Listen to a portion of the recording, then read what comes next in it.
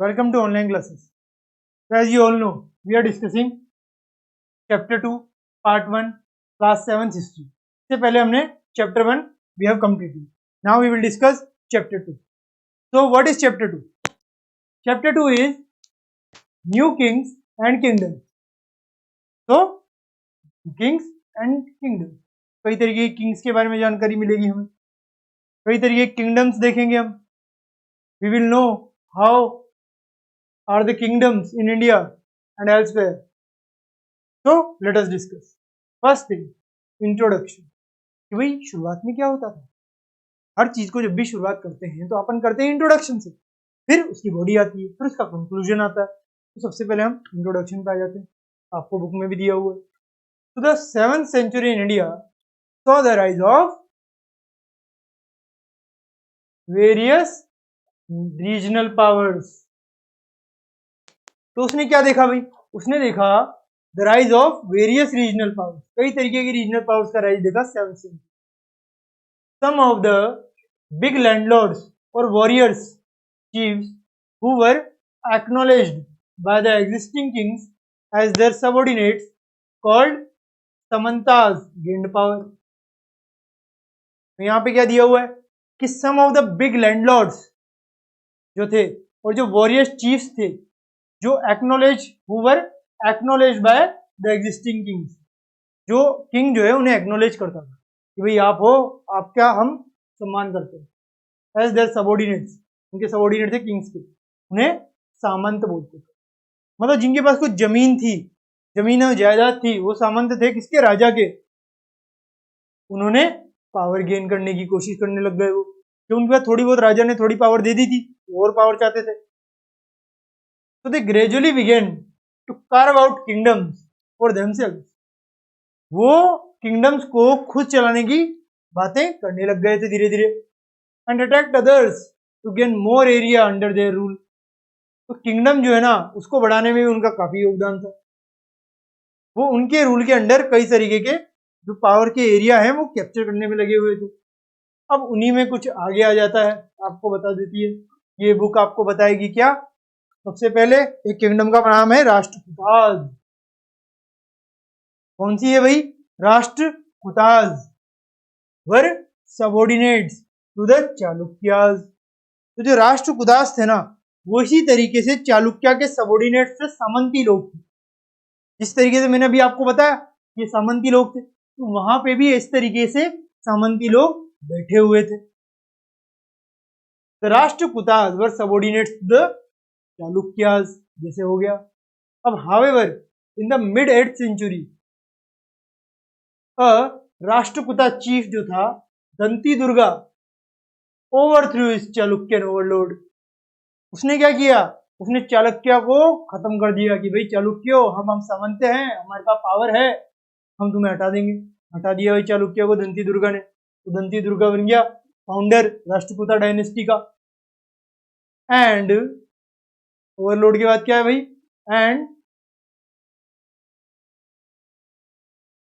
And established himself as the king of the Deccan. और अपने आप को डेक्कन का जो है किंग बताने लग गया राष्ट्रकूटा. यहाँ पे देखिए राष्ट्रकूटा दिख जाएगा. ये रहा हमारा राष्ट्रकूटा, डेक्कन में ही है. डेक्कन का किंग बता दिया किसने? अपने आप को दंती दुर्गा ने. इसके बारे में यहाँ पे थोड़ी डिटेल भी दी हुई है, पढ़ लेंगे थोड़ी देर बाद हम. तो men belonging to the other professions also began establishing kingdoms for themselves. जैसे राष्ट्रकूटा ने बना दिया चालुक्य को हटा के, अपने राजा को हटा के, उसी तरीके से कई तरीके के लोग थे जो ऐसा करने लग गए थे. For example Mayura Sharman from Kadamba dynasty and Harichandra from Gurjara Pratihara dynasty were Brahmans who established kingdoms in Karnataka and Rajasthan respectively.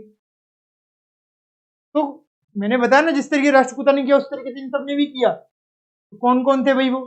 एक तो थे Mayur Sharman from Kadamba dynasty, Harichandra from Gurjara Pratihara dynasty, और ब्राह्मण्स जिन्होंने, ये सब जो है ब्राह्मण्स थे भाई.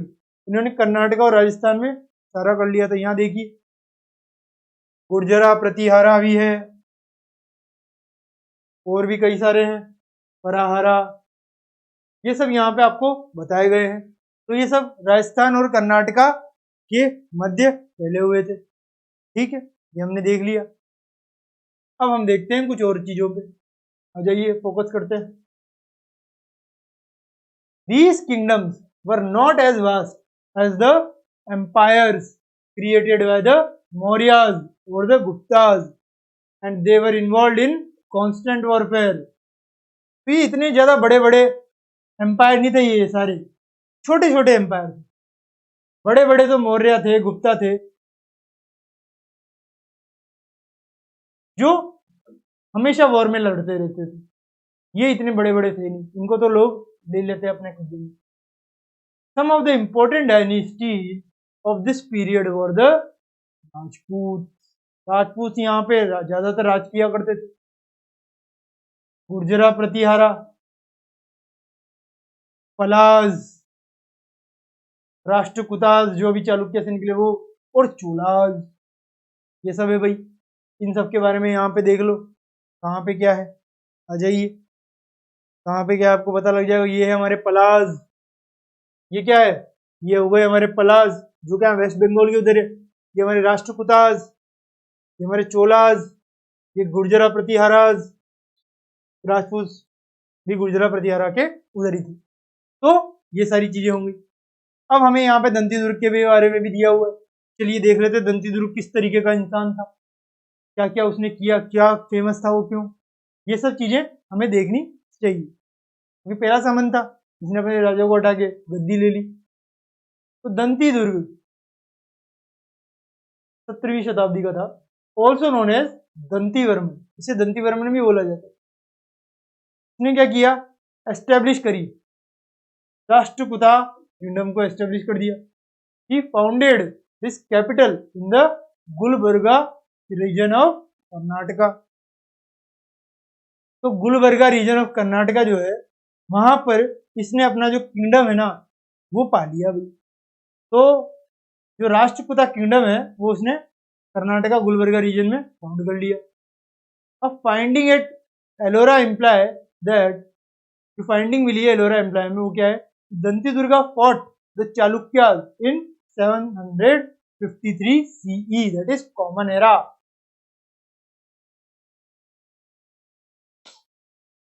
तो तब इसने जो है फाइटिंग करी इससे, चालुक्या से, और जीतकर उसको हत्या लिया। ये तो हम सब ने देख ही लिया कि भाई किस तरीके से हत्याया था। अब चलिए, the victory over the Chalukya allowed him to assume the titles of परमेश्वरा and राजाधिराजा। The writings state that he was the son of Indira II। तो किसका सन था भाई, वो जो राइटिंग्स थी स्टेट की वो इंदिरा II का सन था भाई वो। तो जो राइटिंग है ना वो बताती है जो सन था किसका, इंदिरा II का।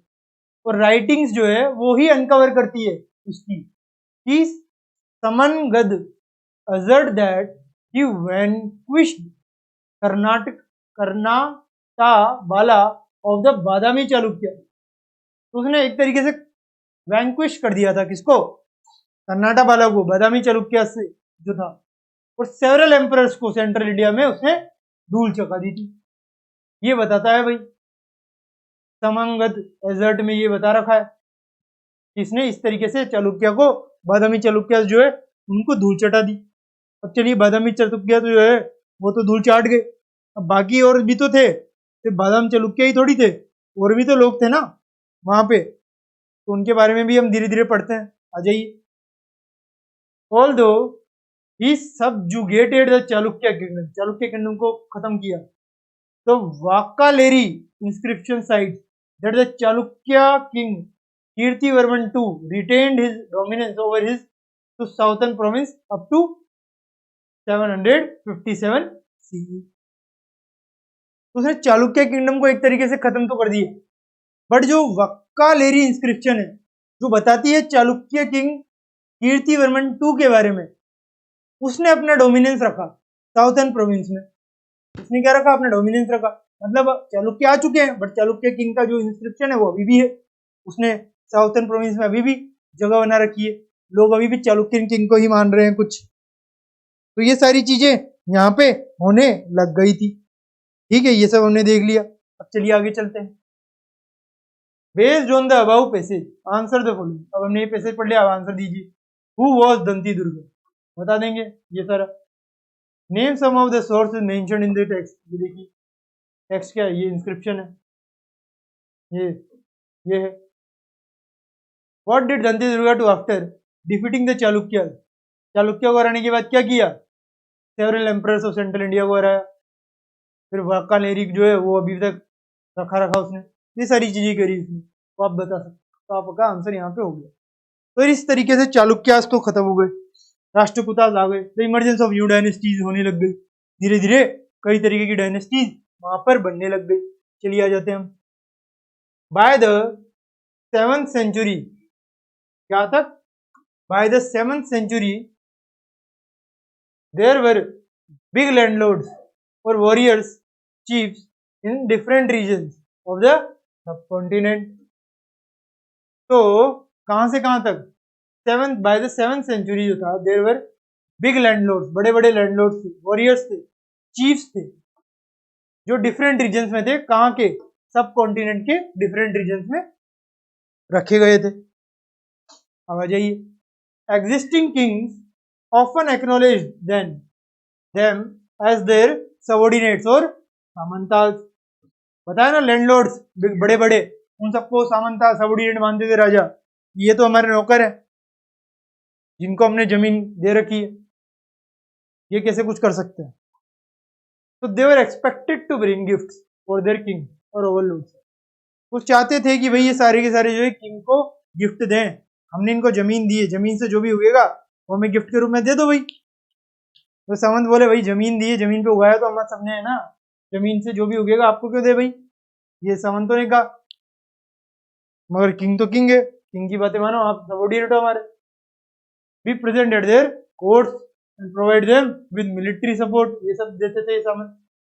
एज सामंतास गेन पावर, जैसा मैंने बताया राष्ट्रकूटास के केस में, as samantas gain power and wealth they declared themselves to be mahasamanta, mahamandaleshvara, the great lord of a circle और रीजन एंड सो ऑन, बताने लग गए। समटाइम्स दे एजर्टेड, उन्होंने फोर्स किया their independence from their landlords. उन्होंने समटाइम्स तो declare करना शुरू कर दिया, सबको बताने लग गए, सबको फोर्स करने लग गए कि भाई हम तो आजाद है, हमें क्यों बोल रहे हो कि हम राजा के जो है सेवक है, हम राजा के सेवक नहीं है, हम क्या है, हम आजाद है। हम क्या है भाई, हम आजाद है, हम कोई राजा वाजा के सेवक नहीं है, जो आप हमें सेवक जो है बनाने की इतने ज्यादा प्रयास कर रहे हैं। माना कि हम आपके सामंत है, सबऑर्डिनेट है, बट इसका मतलब ये नहीं है हमारे पास पावर नहीं है, और इस वजह से आप हम पे अत्याचार करोगे तो हम आपसे इंडिपेंडेंट हो जाएंगे। और इंडिपेंडेंट होना हमारे लिए कोई बड़ी बात नहीं है, क्योंकि सारी जमीन हमारे कब्जों में आपने वैसे भी दे रही रखी है। तो वन सच इंस्टेंस जो था इंडिपेंडेंस का, वो राष्ट्रकूटा वाला हमने देख ही लिया इन डेक्कन में। Initially they were subordinate to the Chalukyas of Karnataka, ये हमने देखा था। इन द मिड 8th जो सेंचुरी है उसमें Danti Durga, Rashtrakuta chief, overthrew this Chalukya overlord and performed a ritual called Hiranya Garbha, literally the golden womb. Hiranya Garbha, उसने एक रिचुअल किया। When this ritual was performed with the help of Brahmins कराते थे, it was the thought to lead to the rebirth of the sacrificer as a Kshatriya, even if he was not one by birth। तो उसने ये क्यों किया, हिरण्य गर्भा का ritual क्यों किया, क्योंकि वो क्षत्रिय नहीं था, राष्ट्रकूटा था, वो क्षत्रिय नहीं था। अब क्षत्रियों को राजा बनाने का रिवाज था, तो ब्राह्मण से बोला कि भाई मैं क्षत्रिय बन रहा हूं, आप ये लो। उन्होंने कर दिया, क्षत्रिय बन गया और राजा की कुर्सी पे बैठने के लायक बन गया। ये एलोरा में राष्ट्रकूटा के बारे में बताया हुआ है, मिला है कुछ ना कुछ ऐसा, विष्णु वगैरह मिले हुए, नरसिम्हा अवतार। In other cases men from enterprises families use their military skills to carve out kingdoms. बिल्कुल इस तरीके से मिलिट्री स्किल से उन्होंने किंगडम्स को हटाने का बहुत ज्यादा प्रयत्न किया और इस तरीके से उन्होंने जो कई तरीके किंगडम्स तो हटाए भी थे। क्या किए थे भाई? कई तरीके किंगडम हटा दिए थे उन्होंने। तो ये तो हमने देख लिया भाई कि भाई किंगडम्स को हटाया गया, मगर हमें उसकी बाकी जानकारी प्राप्त नहीं। तो फॉर इंस्टेंस तो क्या है भाई? For instance Kadamba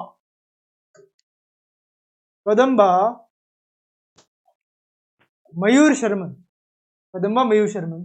and the Gurjara Pratihara Harichandra जो था वो ब्राह्मण्स था who gave up their traditional professions and took to arms, successfully established kingdoms in Karnataka and Rajasthan respectively. तो ये सारे ब्राह्मण्स थे, इन्होंने भी क्या किया? इन्होंने भी कुछ ऐसा ही किया जैसे राष्ट्रकूटा ने किया था, प्रोफेशन छोड़ दिया और अपना किंगडम बना लिया। तो प्रोफेशन छोड़ के किंगडम बनाना कोई नई बात तो है नहीं, चंद्रगुप्त मौर्य ने भी बनाई थी। तो ये सारी चीजें शुरू हो गई थी कि भाई आम लोग या राजा के जो सेवक हुआ करते थे वो सब सत्ता में आने की कोशिश कर रहे थे। एडमिनिस्ट्रेशन, अब क्या देखेंगे हम? अब देखेंगे administration of the regional kingdom कि भाई रीजनल किंगडम्स में किस तरीके की एडमिनिस्ट्रेशन होती थी। चलिए हम वो देखते हैं। ये तो हमने कुछ देख लिए, मयूर दर्मन ये सब हो गया। अब 700 से 1200 के बीच में administration of the regional kingdoms हम देखेंगे। तो these new kingdoms were marked by the rise of the samantas. इन्हें किस तरीके से मार्क किया जाता था कि भाई ये किंगडम्स जो है सामंतास के राइज के बाद ही बने हैं। इस तरीके से इन्हें बता दिया जाता था कि भाई आप सब किससे बने हो? आप सब सामंतों से मिलकर ही बने हो, आप सब किसी और से मिलकर नहीं बने हो। ये सारी चीजें इन्हें बताई जाती थी। ठीक है, ये हमने देख लिया। The warrior chiefs in different region of the subcontinent, उनसे मिलके बने ये वॉरियर चीफ्स जो थे उनके राजाओं के। दे वर फ्यूडरी rulers subordinate to the kings and were expected to provide military support during the time of war. तो मिलिट्री जो है बार बार तख्ता पलट कर देती थी, बार बार तख्ता पलट कर दिया करते थे। The king granted the Samantas lands from which they could collect taxes. तो सामंतों को लैंड दे दिया, मिलिट्री की पावर दे दी, सब दे दी और बोला कि भाई हमें जितनी भी चीजें हैं वो आप सब ला कर दो। तो सामंत पागल थोड़ी है, सामंतों को पावर मिलेगी तो राजा को ओवरथ्रो कर देंगे। तो वही किया राष्ट्रकूटा ने। तो अब आगे देखते हैं क्या हुआ। अब they were expected to maintain their household and armies with the taxes they collected. जो टैक्स कलेक्ट करते थे उससे आर्मीज, उनके हाउसहोल्ड जो खर्चे होते थे राजा के वो सारे निकालने पड़ते थे उसको। राजा भी तो अपने खर्चे निकालेगा, कैसे निकालेगा? जनता के पैसों से निकालेगा। जो जनता ने चुना है ना तो जनता को भुगतना पड़ेगा। जनता ने अपना राजा मान लिया, अब राजा की मर्जी, वो जनता को माने या ना माने। तो इसलिए सोच समझ के राजा चुनो। The kings also gave land grants to Brahmans, को भी दिया करते थे। वो did not have to pay taxes on these land, उनको तो टैक्स भी नहीं देना भाई। जो ये ब्राह्मण्स होते थे ना इनको तो कोई टैक्स के लिए पूछता ही नहीं था, इनको तो मानते तो देवता के अवतार है। सम ऑफ द सामंत, क्योंकि इन सबको ग्रंथ वगैरह पता थे तो देवता के अवतार मानते थे। Some of the Samantas or Mandaliks became very powerful and found independent kingdoms of themselves like Danti Durga. तो मंदलिक्स और सामंत जो हैं उन्होंने पावरफुल थे, उन्होंने किंगडम बना दिए अपने, दंती दुर्गा की तरह। सामंता जो मंदलिक्स ने, वो दंती दुर्गा भी तो एक सामंता ही था। They also adopted grander titles like maha samanta, mahamandaleshvara, the great lord of a circle और रीजन। ठीक है, अब आगे देखिए। The king's position remained powerful, his prestige depended on his success in wars and the size of his kingdom. तो जिस तरीके का उसका साइज था उस तरीके की किंगडम की उसकी पोजीशन बना ली गई। तो Kings position remained powerful, powerful तो थी बट उसका प्रेस्टीज था वो डिपेंड करता था उसकी वॉर के सक्सीड पे और उसके साइज जो था किंगडम के उस पर। Usually the king was succeeded by eldest son, पुत्र का पुत्र जो सबसे बड़ा पुत्र होता था उसे बनाते थे king. But there were cases of coups organised by other family members. अब जब बड़े भाई को बनाओगे तो छोटा भाई नाराज होगा, तो बस कूप कर देता था कि भाई बड़े भाई नहीं छोटे भाई को बनाना जरूरी है। The kings often displayed their status or power by adopting very high sounding titles like such as Maharaja Dhiraja and Tribhuvan Chakravartin, Lord of the Three Worlds। इन सबसे जो है राजाओं को बोला जाता था, क्योंकि इतनी बड़ी बड़ी प्रजाएं हुआ करती थी तो राजाओं को बड़ा नाम देना उचित माना जाता था और बड़े बड़े नाम दे दिए भी जाते थे कई तरीके से। The sources of such information are the प्रशस्तीज, और इन सब की इंफॉर्मेशन का सोर्स क्या था? प्रशस्तीज जो हुआ करती थी वो सारी सोर्स थी। The प्रशस्तीज contain details of the lives of the rulers and their forefathers। उन सबको जो है संजो के रखती थी ये प्रशस्तीज। तो आप सबसे पूछा जा सकता है प्रशस्तीज किस तरीके की सोर्स थी, ये आपको याद होना जरूरी है। यहाँ से प्रशस्तीज का पता होना जरूरी है भाई, बहुत जरूरी word. Some information in this prashastis may not be actually true, but prashastis में जो इंफॉर्मेशन दी जाती थी वो ट्रू नहीं होती थी, तो राजा तो अपनी गुणगान करता ही था, because they were written in the way the rulers wanted to depict themselves. They wanted to depict themselves as the king of kings, as the उदारवादी था, ये बहुत दयालु था, ऐसा था नहीं, मगर लिखता तो ऐसा ही था अपने अपने राज के बारे में। Prashastis almost always praise the actions of the ruler, जितने भी रूलर्स है सबकी वो प्रेस करेगी, जो प्रशस्ति पे विश्वास कभी नहीं होना चाहिए। They were written usually by the Brahmans who were given land grants as reward. ब्राह्मण लिखते थे, उनको टैक्स भी नहीं दिए थे। सरकार जो है, जो हमारी गवर्नमेंट थी, मतलब कि जो पहले किंग्स थे वो क्या करते थे, वो ब्राह्मण्स को बोलते आप टैक्स मत दो, हमारे बारे में अच्छा अच्छा लिखो बस, और ग्रंथन तो पता ही है आपको, बस ये सारे काम करो, इतिहास में हमारी जगह बनाओ। तो Rajatarangini river of kings is a historical chronicle of early India. ये राजा के बारे में आपको ध्यान होना जरूरी है। ये क्या है? Rajatarangini river of kings is a historical chronicle of early India. ये जो है हिस्टोरिकल है भाई, बहुत बड़ा हिस्टोरिकल क्रॉनिकल ये माना जाता है। रिटन इन संस्कृत वर्ष, संस्कृत में लिखा जाता था लोगों के रूप में, बाय द कश्मीरी ब्राह्मण कल्हाना इन 1148 में ये लिखा गया था। ब्राह्मण के द्वारा, तो राजा की बुराई नहीं बड़ाई करेगा ये तो Kashmiri. It is often critical about the Kashmiri rulers, मगर रजना ये जो राजा तरंगिनी था एकमात्र ऐसा था जो बोलता था नहीं राजाओं को क्रिटिसाइज करूंगा मैं और उनकी पॉलिसीज को। It covers the entire span of history in the Kashmiri region from the earliest times of the date of its composition. तो ये राजाओं के बारे में नहीं अच्छा बोलता था भाई, राजाओं को क्रिटिसाइज करता था, उनकी पॉलिसीज जो है उनको क्रिटिसाइज करा जाता था इसके द्वारा। तो राजा तरंगिनी जो है उसने लिखा था, तो उसने जो है राजाओं को क्रिटिसाइज किया भाई इसमें, ये हमने देख लिया। अब देखते हैं भाई इकोनॉमी किस तरीके की थी इस समय। उस समय जब ये सामंत वगैरह किंगडम चला रहे थे तो इकोनॉमी किस तरीके की थी?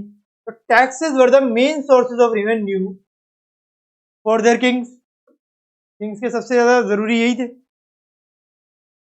This revenue was used for maintaining the palace, constructing temples and other buildings, conducting military campaigns and other welfare activities. तो सब कुछ टैक्सेस से होता था, आज भी वही हो रहा है, पहले भी यही होता था, आगे भी यही होगा। टैक्स देती है जनता, जनता का कुछ होता नहीं है, किंग बैठे रहते महलों में। तो another method of obtaining resources was plunder. ये प्लंडर एक और मेथड है भाई रिसोर्स का।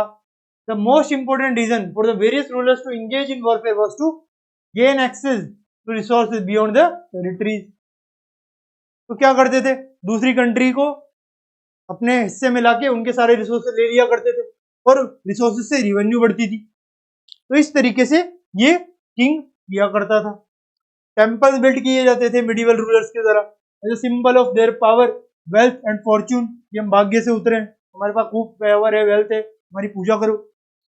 तो kings often looted and plundered each other temples in order to establish supremacy and acquire wealth. तो उन्होंने दूसरों के टेम्पल हथिया लिए जितने भी थे कि भाई हमारी सुप्रीमेसी, आपके कुछ नहीं चलेंगे। तो इस तरीके की चीजें उसने वेल्थ में कंट्रीब्यूट करी। इस तरीके से इकोनॉमी चलती, टैक्स प्लंडर कर देते दूसरी कंट्री पे, तो ऐसे टेक इकोनॉमी चली। ये हमने इकोनॉमी की बात करी। अब इसके बारे में बाकी बात हमारे नेक्स्ट पार्ट में करेंगे। तब तक के लिए thank you very much, have a nice day.